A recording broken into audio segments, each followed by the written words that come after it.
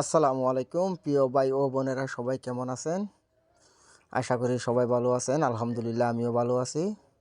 আজকে বাড়িতে রান্না হয়েছে বোয়াম মাইট্টা বলে, এটা আমাদের এখানে, আপনাদের এলাকায় কি বলে জানি না, আমাদের এখানে বোয়াম মাইট্টা বলে। আজকে বোয়াম মাইট্টা রান্না হবে শিম দিয়ে, সাথে কাঁচা টমেটো আছে।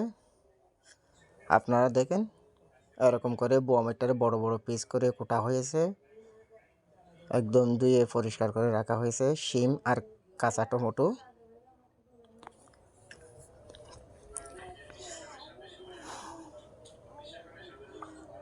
আপনাদেরকে অনেক অনেক ধন্যবাদ, আপনারা আমাকে অনেক সাপোর্ট করেন। মাশাআল্লাহ, আপনারা সাপোর্ট করেন বলে আমি ইনশাআল্লাহ একটু একটু এগিয়ে যাচ্ছি। আপনাদের ভালোবাসা পেয়ে আপনারা আরও ভালোবাসা দেবেন আশা করি। শীতকালে কাঁচামরিচ আর কাঁচা টমেটো এগুলো দিয়ে তরকারি রান্না করলে খুব মজা হয়। তরকারিটা একটু টক টক হয় কাঁচা টমেটো দিলে। এই যে আমার ছোট্ট বাঘিনী সাবা ফারিয়া খুব দুষ্টুমি করতেছে, আমাদের সবার কলিজা। মাশাআল্লাহ, ওর জন্য সবাই একটু দোয়া করবেন। যারা যারা আমার চ্যানেলে নতুন আছেন তারা অবশ্যই একটু সাবস্ক্রাইব করে পাশে থাকবেন। ইনশাআল্লাহ আপনাদের সাপোর্টের খুব প্রয়োজন, আপনারা আমাকে একটু সাপোর্ট করেন প্লিজ। আর যারা অলরেডি আমার আইডিতে সাবস্ক্রাইব করে আছেন তাদেরকে আমার পক্ষ থেকে অসংখ্য অসংখ্য ধন্যবাদ। প্রিয় ভাই ও বোনেরা,